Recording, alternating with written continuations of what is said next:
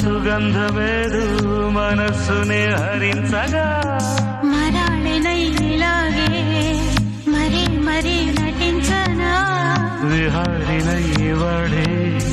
దివి భువి స్పృశించనా గ్రహములు పాడిన పల్లవికి జాబిలి ఊగెనులే కొమ్మలు తాకిన